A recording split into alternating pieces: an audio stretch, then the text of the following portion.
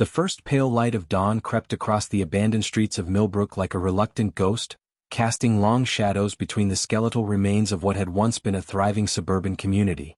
Marcus Chin shifted his weight against the cold stone of the church bell tower, his weathered hands gripping the binoculars that had become his most trusted companion over the past 6 months. The town below him stretched out in a tableau of destruction that had become numbingly familiar.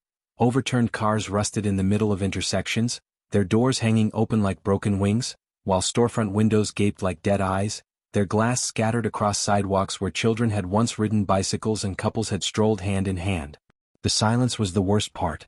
In the early days after the outbreak, there had been screams, car alarms, the distant sound of military helicopters cutting through the sky with their desperate search patterns. Now there was only the whisper of wind through broken windows and the occasional creak of a hanging traffic light swaying in the breeze. Marcus had learned to read this silence like a language, understanding that in this new world, quiet didn't mean safety. It meant the predators were sleeping, or worse, they were hunting with the kind of patience that spoke of intelligence. He swept his binoculars across the main street, following the same pattern he'd maintained for weeks. The pharmacy on the corner, its roof partially collapsed from a fire that had burned unchecked months ago. The elementary school where he'd once brought his daughter for her first day of kindergarten, now a hollow shell with playground equipment twisted into grotesque metal sculptures. The diner where he'd shared countless cups of coffee with fellow veterans, its neon sign dark and bullet-riddled. Each landmark was a wound in his memory, a reminder of the world that had died not with a bang, but with the shuffling footsteps of the undead. Movement caught his eye near the old hardware store, and Marcus felt his pulse quicken with the familiar mixture of hope and dread that accompanied any sign of life. Through the magnified lens, he could make out 4 figures moving carefully between the abandoned vehicles, their movements too fluid and purposeful to be anything but human. They were trying to stay low, using the cars as cover, but their inexperience showed in the way they clustered together instead of maintaining proper spacing. Survivors, definitely, but green ones who hadn't yet learned the harsh lessons of this new world. The group consisted of what appeared to be a middle-aged woman in a torn lab coat, a teenage boy with a backpack full of electronic equipment, and a woman with graying hair who carried herself with the purposeful stride of someone accustomed to managing chaos. The 4th figure was harder to make out, moving with a limp that suggested injury or exhaustion. They were heading toward the old gas station, probably hoping to find supplies or shelter, unaware that the building had been cleared out weeks ago and now served as a way station for something far more dangerous. Marcus's blood ran cold as he spotted the telltale signs of movement in the alley beside Peterson's auto repair. The shadows seemed to shift and flow, and he knew that the zombies had caught the scent of the approaching survivors. These weren't the shambling, mindless creatures from the old movies. 6 months of evolution had changed them into something far more terrifying. They moved with purpose now, displaying pack behavior that suggested a level of coordination that scientists had insisted was impossible. But Marcus had seen it firsthand, watched them set up ambushes and use simple tools, and he knew that humanity's greatest advantage, intelligence, was no longer exclusively theirs. The pack emerging from the alley consisted of at least 8 infected, their movements synchronized in a way that made Marcus's military training scream warnings. They were flanking the survivors, cutting off escape routes with the kind of tactical awareness that should have been impossible for creatures driven by base hunger. The lead zombie, a former construction worker still wearing his hard hat, raised his head to test the air currents, and Marcus could see the moment when the creature's milky eyes fixed on the approaching group with predatory focus. Time seemed to slow as Marcus faced the decision that had haunted him since the outbreak began: maintain his position and preserve his own safety, or risk everything to save strangers who might not even survive the next hour. His hand moved instinctively to the flare gun on his belt, a signal that would warn the survivors but also reveal his position to every infected creature within a mile radius. The church tower had been his sanctuary, his fortress, his reason for surviving when everything else had fallen apart. But looking at the unsuspecting group below, Marcus realized that survival without purpose was just another form of death, and perhaps it was time to remember what it meant to be human in a world that had forgotten humanity itself. The heavy oak doors of the Millbrook Public Library groaned shut behind them, the sound echoing through the cavernous main hall like a funeral bell. Marcus quickly secured the reinforced barricade he'd constructed months ago, an intricate system of steel cables, furniture, and salvaged car parts that had kept him alive through countless nights of terror. The 4 survivors he'd rescued stood in the filtered sunlight that streamed through the library's tall windows, their faces bearing the familiar expression of people who had seen too much and slept too little. Dr. Elena Vasquez was the first to speak, her voice carrying the authority of someone accustomed to being heard in crisis situations. Despite her torn lab coat and the exhaustion etched around her dark eyes, she moved with the purposeful efficiency of a professional who had spent the last 6 months fighting a war against an enemy that defied every rule of medical science. "We owe you our lives," she said, extending a hand that trembled slightly from adrenaline. "I'm Dr. Elena Vasquez, CDC. This is Jake Morrison." She gestured to the teenager who was already examining Marcus's electronic equipment with the intense focus of a born technician, "and Sarah Mitchell, former principal of Millbrook Elementary." Jake looked up from the radio equipment, his young face animated with the kind of enthusiasm that seemed impossible in their current world. "This is incredible work," he said, his fingers tracing the improvised wiring that connected motion sensors to alarm systems throughout the building. "You've created an early warning network using salvaged cell phone components and car batteries. The range must be at least 200 yards in every direction." His backpack, Marcus noticed, was filled with similar electronic components, suggesting the boy had been pursuing the same survival strategy. Sarah Mitchell stood apart from the others, her graying hair pulled back in a practical ponytail, her clothes dirty but well organized. She carried herself with the bearing of someone who had spent years managing chaos in the form of children and parents, and Marcus recognized the look of someone who had been forced to make impossible decisions. "I know this town better than anyone," she said quietly. "Every building, every basement, every tunnel. If there's a way to survive here, I can find it."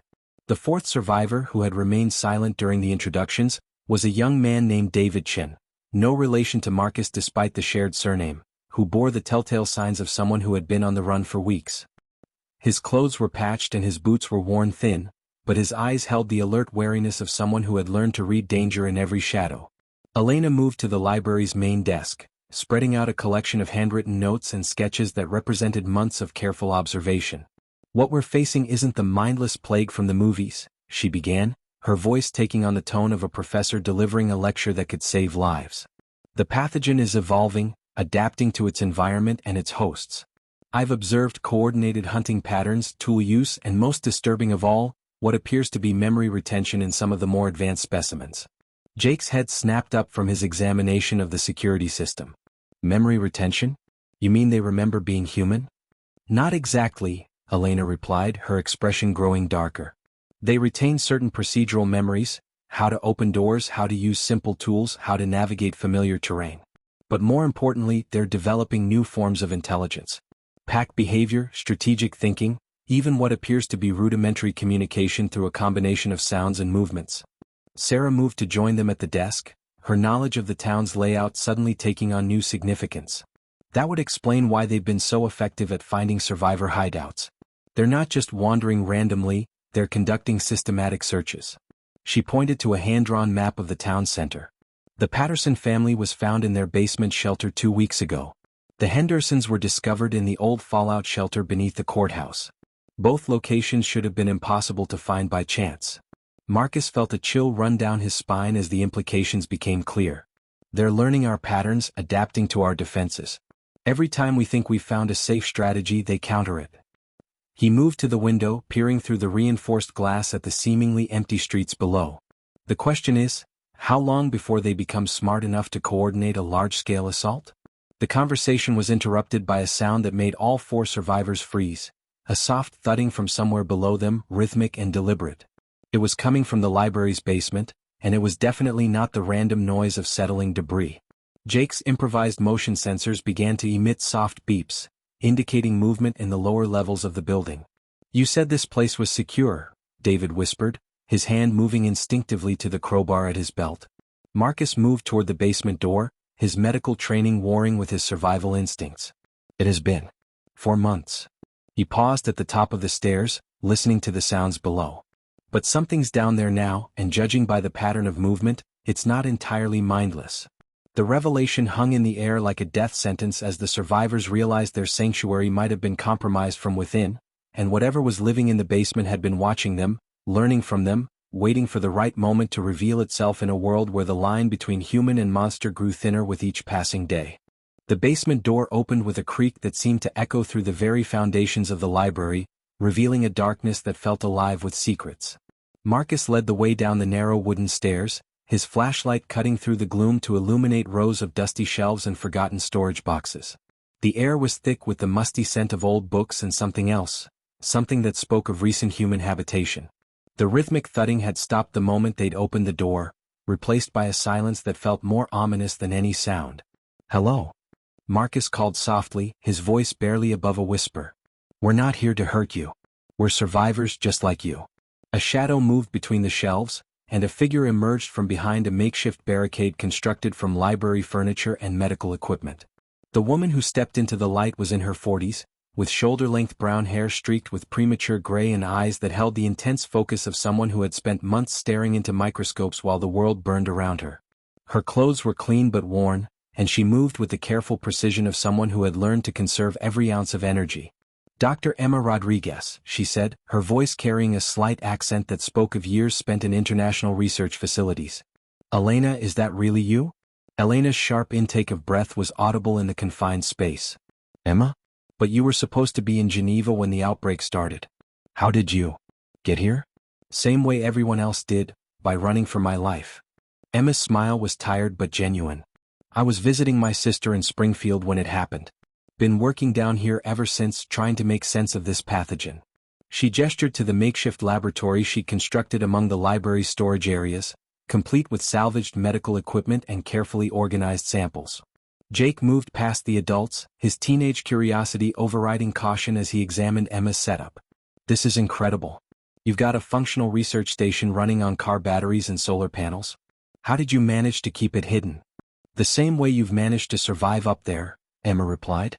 "By being very, very careful, and by learning that the old world's rules don't apply anymore."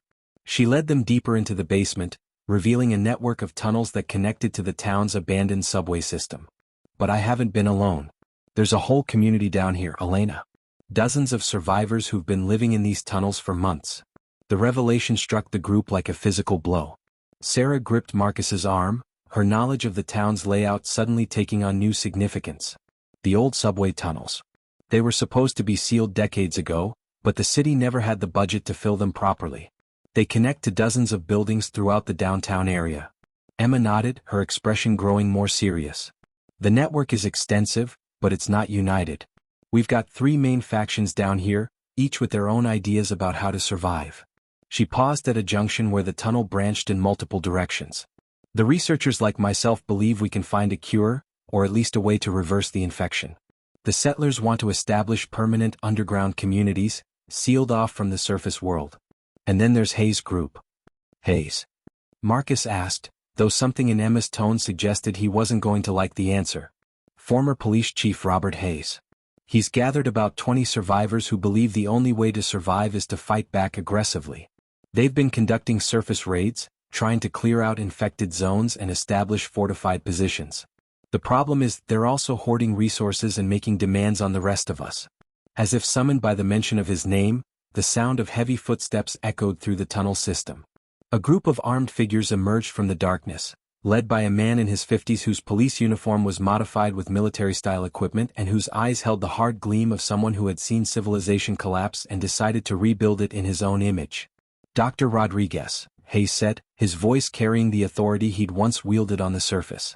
"I see you've brought us some new recruits. And Dr. Vasquez, your reputation precedes you. We've been waiting for someone with your expertise to join our cause." Elena stepped forward, her posture defensive. "What cause would that be, Chief Hayes?" "Survival. Real survival, not this hiding in the dark like rats." Hayes gestured to his armed followers, men and women who had clearly embraced a more militaristic approach to the apocalypse. "We've been mapping the infected zones, identifying weaknesses in their patrol patterns. With your research and our firepower, we could actually start taking back territory." Emma's expression hardened. "Robert, we've been through this. Your aggressive tactics are drawing more infected to the area. Every raid you conduct brings retaliation." "Retaliation implies intelligence," Hayes replied. "These things are just animals responding to stimuli. What we need is overwhelming force, not more theories about zombie evolution." The tension in the tunnel was palpable as the two factions faced each other, their philosophical differences representing the fundamental question of how humanity would survive in this new world. Marcus found himself caught between them, recognizing the merit in both approaches while sensing that neither was complete. The confrontation escalated when Hayes stepped closer to Elena, his voice dropping to a more threatening tone. "Doctor, I'm going to need you to turn over your research data. The community has a right to know what we're facing, and my people are the only ones equipped to act on that information. Elena's refusal was immediate and absolute. My research stays with me until I'm certain it won't be misused. Hayes' hand moved to his weapon and Marcus tensed, ready to intervene. But before the situation could explode into violence, a new sound filled the tunnel, a deep, resonant groan that seemed to come from the very walls themselves. The emergency lighting Emma had rigged throughout the system began to flicker, and somewhere in the distance an alarm began to wail. "Breach," Emma whispered, her face pale in the unstable light. They found a way into the tunnel system. The factional dispute was forgotten in an instant as the survival instinct that had kept them all alive took over. Hayes barked orders to his people while Emma frantically worked to secure her research. Marcus grabbed Jake and Sarah, herding them toward what he hoped was a secure exit, while Elena snatched up the most critical data from Emma's makeshift laboratory. As they ran through the darkness, the sound of shuffling feet and inhuman moans echoed behind them, and Marcus realized that their sanctuary had become a trap, with dozens of survivors caught in an underground maze with an enemy that had learned to think strategically about exactly this kind of situation. The tunnel breach wasn't random, it was the opening move in a coordinated assault that would shatter everything the survivors thought they knew about their enemy. As Marcus led the panicked group through the labyrinthine passages beneath Millbrook, the sound of systematic destruction echoed from multiple directions. The infected weren't simply pouring through a single entry point, they were breaching the tunnel system at strategic locations, cutting off escape routes with the precision of a military operation. "They're hurting us," Hayes shouted over the cacophony of alarms and distant screams. His military training had kicked in, and despite their earlier confrontation, Marcus found himself grateful for the man's tactical experience.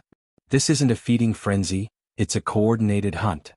Emma's research equipment crashed to the tunnel floor as she stumbled, her face pale with the realization of what they were facing. "The intelligence threshold," she gasped, clutching Elena's arm. "My research indicated they were approaching it, but I didn't think they'd reached full tactical awareness this quickly." The proof of their enemy's evolution became terrifyingly clear as they reached the main junction beneath the town center. Through the reinforced glass of the old subway station, they could see the infected moving on the surface above them. But these weren't the shambling masses of the early outbreak. These creatures moved with purpose, taking positions around building entrances, setting up what could only be described as ambush points. Jake's electronic devices, hastily grabbed from the library, crackled with intercepted radio transmissions from other survivor groups throughout the town. The reports painted a picture of simultaneous attacks on every known safe house, supply depot, and shelter. "They're hitting the Morrison family bunker," he reported, his young voice tight with fear.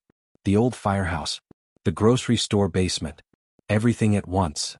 Leading the coordinated assault was something that made Marcus's blood run cold. Through the grimy station windows, he could see a figure that had once been human but now served as a grotesque commander for the undead forces. The creature wore the tattered remains of what had been a business suit, and its movements retained enough human mannerisms to be deeply unsettling.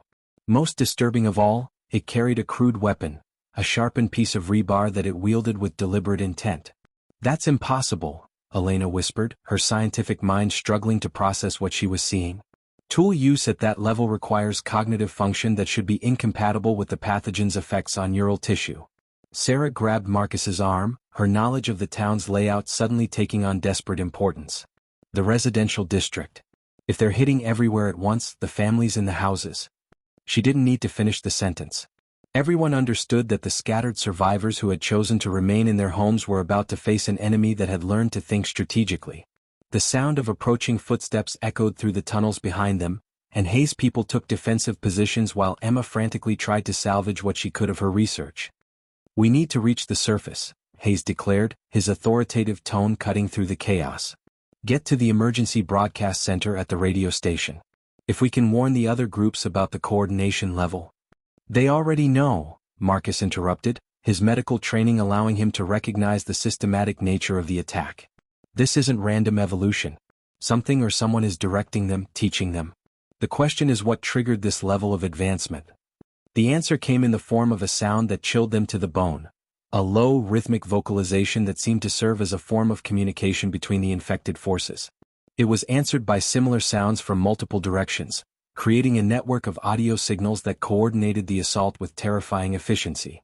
Jake's equipment registered the frequency patterns, and his face went white as he analyzed the data. They're using acoustic communication. Basic but effective. Range of about half a mile, with enough variation to convey different commands. He looked up at the adults, his teenage bravado cracking under the weight of the revelation. They're not just evolving, they're organizing. The group's desperate flight through the tunnel system became a nightmare of near misses and split-second decisions. Behind them, the infected had breached the main tunnel, their movements no longer the random shambling of mindless creatures but the purposeful advance of an army. Ahead of them, the sound of destruction from the surface grew louder as the coordinated assault devastated the remaining survivor settlements. Emma's makeshift laboratory equipment, abandoned in their flight, represented months of crucial research that might have held the key to understanding their enemy's rapid evolution. But there was no time for regret as they reached the old maintenance shaft that led to the radio station. The rusty ladder stretched upward into darkness, offering their only hope of escape from the tunnel system that had become a tomb. As Marcus helped boost the others up the ladder, he could hear the infected forces closing in from multiple directions. Their coordination was perfect, their timing flawless. Whatever intelligence was directing them had learned not just to hunt, but to wage war. The age of hiding in the shadows was over, and humanity's survivors faced a new reality where their greatest advantage, the ability to think and plan, was no longer exclusively their own. The sound of metal on metal echoed through the shaft as the first infected reached the ladder below them, and Marcus realized that their escape to the surface would only deliver them into the heart of a battle that would determine whether humanity had any future at all in a world where the dead had learned to think like the living. The abandoned research facility stood like a monument to humanity's hubris, its concrete walls scarred by months of weather and neglect, surrounded by a perimeter of rusted chain-link fence that had once been electrified. Marcus pressed himself against the cold metal of an overturned truck, studying the facility through binoculars while the rest of the group maintained their positions in the tree line. The building that had once represented the pinnacle of scientific achievement now loomed before them like a tomb, its darkened windows reflecting the gray afternoon sky like dead eyes. Elena's research had led them here after 3 days of desperate flight from the coordinated assault on the tunnel system. Her analysis of the pathogen samples, conducted in a makeshift laboratory set up in an abandoned gas station, had revealed the horrifying truth that would change everything they thought they knew about the outbreak. The zombie virus wasn't a natural mutation or even an accidental laboratory release. It was a deliberately engineered bioweapon designed to create enhanced soldiers for military applications. Project Lazarus, Elena whispered, her voice barely audible over the wind that whistled through the facility's broken windows. According to the classified documents I managed to access through the facility's emergency database, it was supposed to create soldiers who could continue fighting even after sustaining fatal injuries. The idea was to reanimate dead tissue while preserving cognitive function and motor skills. Jake's fingers flew over his improvised computer system, a collection of salvaged tablets and wireless equipment that had somehow maintained a connection to the facility's backup servers. The project files show they were getting close to a breakthrough when the outbreak occurred. Something about a neural preservation protocol that would maintain higher brain function during the reanimation process. Emma, her face drawn with exhaustion and the weight of her discoveries, spread out the research notes she'd managed to salvage from the tunnel laboratory. The pathogen was designed to be controllable, with built-in kill switches and behavioral modification protocols. But something went wrong during the final testing phase. The subjects retained more cognitive ability than anticipated, and they began to evolve beyond the parameters of the original program. The implications were staggering. The coordinated attacks, the tool use, the strategic thinking. All of it made sense if the infected retained portions of their original intelligence enhanced by the pathogen's effects. But the revelation also brought a glimmer of hope. If the virus was artificially created, it might be possible to reverse its effects or at least halt its continued evolution. Sarah, who had been keeping watch on their perimeter, suddenly appeared at Marcus's side, her face pale with urgency. "We've got movement from the south. Hayes and his people are approaching the facility, but they're not alone. There's another group with them, military vehicles, at least a dozen soldiers." The sight of the approaching convoy created a new crisis for the survivors. Hayes had clearly made contact with whatever remained of the military command structure, but his willingness to share their location and research suggested a level of cooperation that made Marcus deeply uneasy. Through his binoculars, he could see Hayes pointing toward their position, his body language indicating he was providing detailed information about their group's capabilities and discoveries. "He's selling us out," David said, his voice tight with anger. "Trading our research for military protection." But Elena's attention was focused on something else entirely. Sarah had begun to show signs of infection, a slight tremor in her hands, an occasional unfocused look in her eyes, and most disturbing of all, moments of unusual clarity about zombie behavior patterns that suggested she was experiencing the early stages of the pathogen's neural effects. How long? Marcus asked, his medical training allowing him to recognize the progression of symptoms. Started yesterday, Sarah replied, her voice steady despite the tremor in her hands. But it's different from what we've observed in other cases. I'm not experiencing the rage or loss of cognitive function. If anything, I feel more aware of the infected around us, like I can sense their presence in a way I couldn't before. Emma leaned forward, her scientific mind immediately grasping the implications. You might be experiencing a partial integration with the pathogen rather than full conversion. If we can study your condition, understand how your immune system is responding. There's no time, Elena interrupted, her eyes fixed on the approaching military convoy. Hayes is leading them straight to the facility. If the military gets control of the research data, they'll weaponize it rather than work toward a cure. The group faced an impossible choice. Enter the facility and risk exposure to whatever had caused the original outbreak, or flee and lose their only chance to understand the pathogen's true nature. But Sarah's condition added another dimension to their dilemma. Her unique resistance to the virus might hold the key to developing a cure, but studying her condition would require time and resources they didn't have. Jake's equipment crackled with intercepted military communications, revealing that the convoy wasn't just a rescue mission. They were under orders to secure the facility and eliminate any civilian witnesses who might compromise the classified nature of Project Lazarus. The cover-up was already in motion, and the survivors found themselves caught between the infected hordes and the very people who had created the nightmare in the first place. We go in, Marcus decided, his voice carrying the authority of someone who had learned to make life-or-death decisions. But we split up. Elena and Emma head for the main laboratory to secure the research data. Jake and I will create a distraction to draw Hayes and the military away from the facility. Sarah. He paused, knowing that what he was about to suggest would change everything. Sarah comes with us. If she's developing immunity, we need to understand how, and we need to keep her away from people who might see her as a test subject rather than a human being. The sound of approaching vehicles grew louder, and the survivors prepared for what might be their final mission. A desperate race against time to uncover the truth about humanity's greatest enemy while avoiding the forces that had created that enemy in the first place. The quarantine zone surrounding the research facility was a testament to humanity's failure to contain what it had created. Miles of razor wire stretched across the landscape like metal spider webs, punctuated by automated sentry guns that had long since run out of ammunition and now stood as silent monuments to a defense that had crumbled within hours of the outbreak.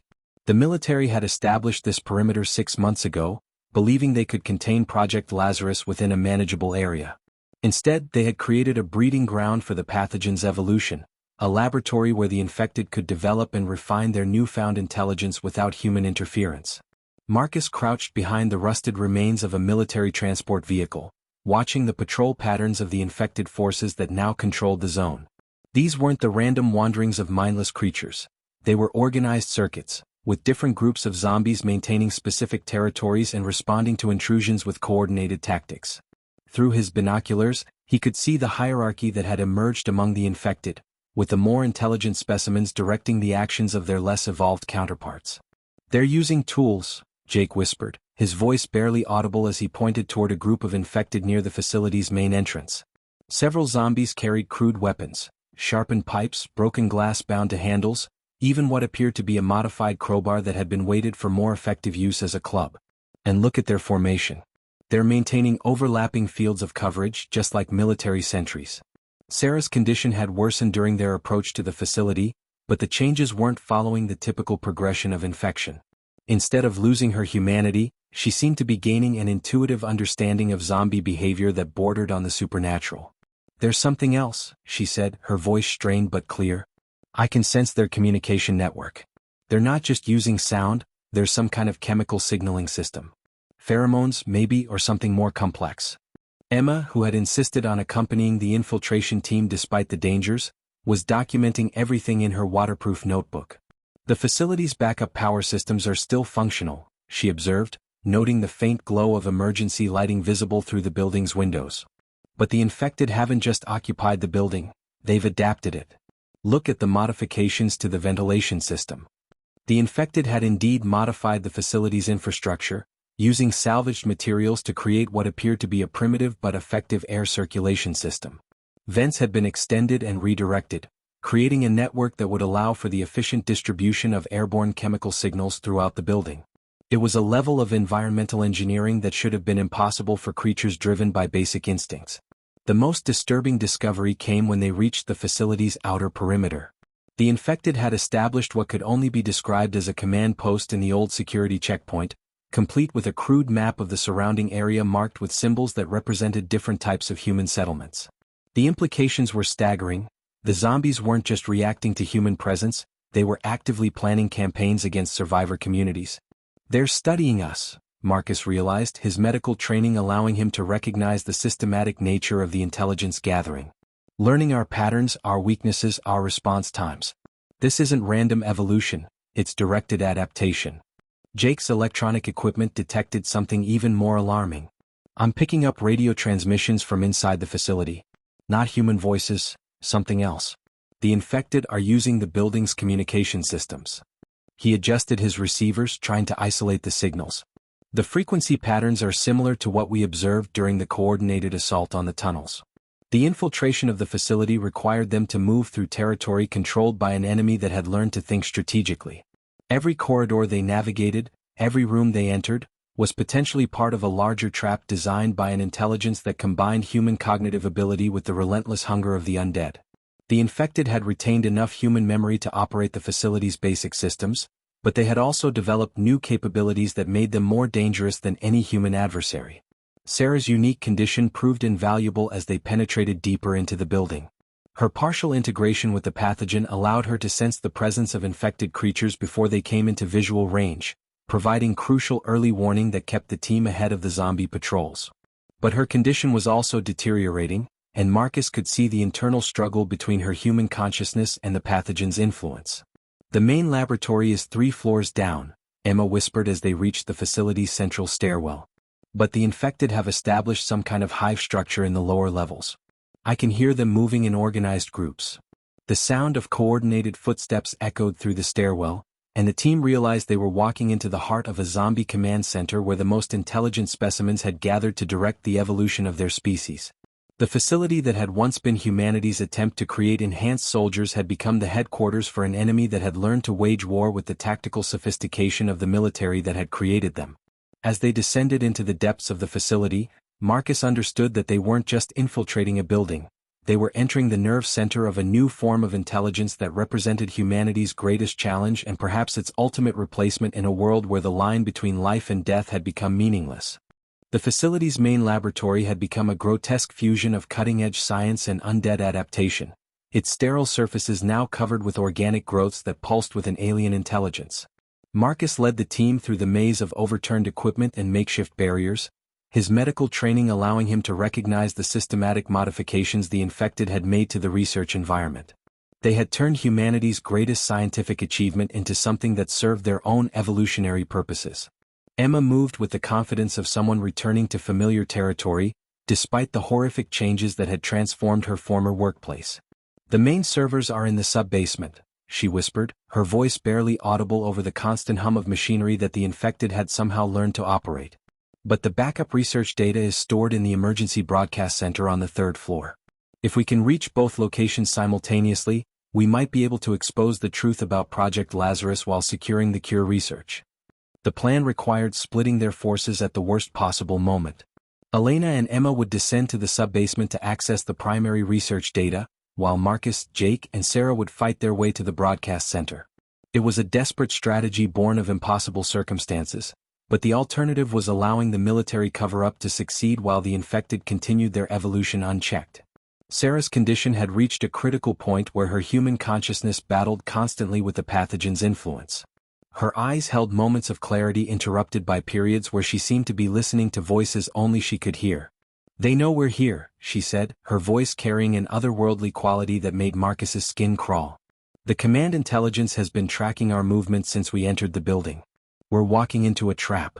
The trap revealed itself as they reached the laboratory's central hub, where the infected had established what could only be described as a throne room. The zombie commander that had directed the coordinated assault on the tunnels sat in a chair constructed from laboratory equipment and human bones, its milky eyes fixed on the intruders with an intelligence that was horrifyingly human. Around it, dozens of infected creatures stood in organized formations, their movements synchronized in a way that suggested a level of coordination that bordered on the supernatural. "Welcome," the commander spoke, its voice a harsh whisper that carried the cadence of human speech despite the obvious damage to its vocal cords. "We have been waiting for you, Dr. Rodriguez. Your research has been most illuminating." Emma's face went white as she realized the implications. "You've been accessing the laboratory data, learning from our research, using it to accelerate your own evolution." The commander's laugh was a sound that would haunt Marcus's dreams for the rest of his life. "We are no longer bound by the limitations of your original design. We have transcended the parameters of Project Lazarus and become something far greater than you ever imagined." Jake's technical equipment registered massive energy fluctuations throughout the facility, suggesting that the infected had not only learned to operate the research equipment but had modified it for purposes that defied human understanding. "They're using the laboratory's quantum processors to model genetic variations," he whispered, his teenage mind struggling to comprehend the implications. "They're not just evolving randomly, they're designing their own evolution." The battle that followed was unlike anything the survivors had experienced. The infected didn't attack with mindless fury but with tactical precision, using the laboratory's equipment as weapons and shields while maintaining formations that maximized their advantages. Marcus found himself treating injuries while fighting for his life, his medical supplies dwindling as the confrontation stretched beyond anything they had planned for. Elena's voice crackled through Jake's communication system from the sub-basement, her words barely audible over the sound of combat. "I found it, the original Project Lazarus data including the neural preservation protocols. But Marcus, there's something else. The pathogen wasn't just designed to reanimate dead tissue, it was designed to create a collective intelligence. The infected aren't individual creatures anymore, they're components of a larger organism." The revelation explained everything: the coordination, the strategic thinking, the ability to learn and adapt at an unprecedented rate. The infected weren't just zombies, they were becoming something entirely new, a collective consciousness that combined the cognitive abilities of thousands of human minds with the relentless drive of the undead. Sarah's condition reached a crisis point during the battle, her human consciousness finally losing its struggle against the pathogen's influence. But instead of becoming another mindless zombie, she achieved something unprecedented: a conscious integration with the collective intelligence that allowed her to serve as a bridge between human and infected awareness. "I can hear them," she said, her voice now carrying harmonics that suggested she was speaking with multiple voices simultaneously. "They're not evil, Marcus. They're afraid. Afraid of dying, afraid of being destroyed by the very people who created them. They're trying to survive just like us." The broadcast center lay just beyond the laboratory, its equipment still functional and connected to emergency networks throughout the region. If they could reach it, they could expose the truth about Project Lazarus and warn the remaining human settlements about the true nature of their enemy. But the cost of that knowledge was becoming clear. In a world where the infected had learned to think collectively, humanity's greatest advantage had become its greatest weakness. As the battle raged around them, Marcus realized that the choice they faced wasn't just about survival. It was about the future of consciousness itself in a world where the line between life and death had become meaningless. The emergency broadcast center hummed with the energy of desperate hope as Jake's fingers flew over the communication equipment, establishing connections to survivor communities across the region. The truth about Project Lazarus was finally being transmitted to the world, but the response was not what any of them had expected. Instead of military units rushing to their aid, the broadcast had triggered something far more complex: a three-way conflict that would determine the future of human civilization. Marcus stood at the facility's reinforced windows, watching as military convoys surrounded the building while zombie forces massed in the shadows beyond. The government's response to the leaked information had been swift and brutal: eliminate all witnesses and maintain the cover-up at any cost. But the infected collective had also responded, recognizing that the broadcast represented a threat to their own survival by potentially uniting human survivors against them. "We're getting responses from 17 different survivor communities," Jake reported, his voice tight with exhaustion and hope. "But there's something else. The military communications I'm intercepting suggest they're not here to rescue us. They're here to implement something called Operation Clean Slate." Elena's face went pale as she recognized the implications. Complete sterilization. They're planning to eliminate everyone who knows about Project Lazarus, including us. She moved to the broadcast equipment, her voice carrying the authority of someone who had spent months fighting an impossible enemy. This is Dr. Elena Vasquez, CDC. If you're hearing this transmission, you need to know that your own government created the pathogen that destroyed our world. They're not coming to save you, they're coming to silence you. The response was immediate and overwhelming. Survivor communities that had been isolated for months began coordinating for the first time, sharing information and resources as they realized they faced enemies on multiple fronts. But the most unexpected response came from Sarah, whose transformation had reached a point where she could serve as a translator between human and infected consciousness. They want to negotiate, she said, her voice now carrying the harmonics of the collective intelligence while retaining her human identity. The infected, they're not mindless destroyers. They're trying to find a way to coexist, to evolve beyond the need for human flesh. But they're afraid that humanity will never accept them as anything other than monsters. Marcus felt his worldview shifting as he processed this revelation. Are you saying they can control their hunger? Some of them. The more evolved specimens have learned to suppress the feeding instinct, to focus on collective survival rather than individual consumption. But the process is difficult, and it requires cooperation from both sides.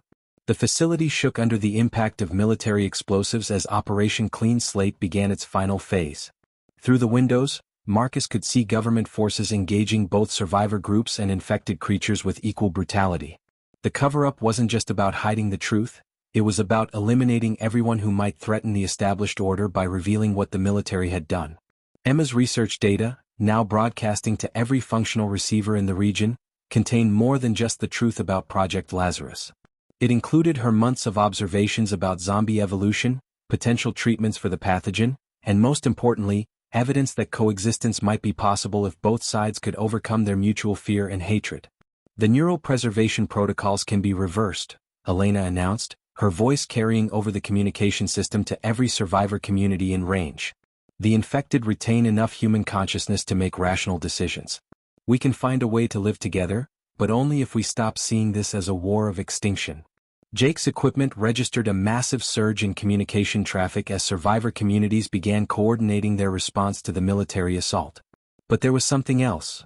The infected collective was also responding to the broadcast, with zombie forces beginning to withdraw from human settlements in what appeared to be a gesture of goodwill.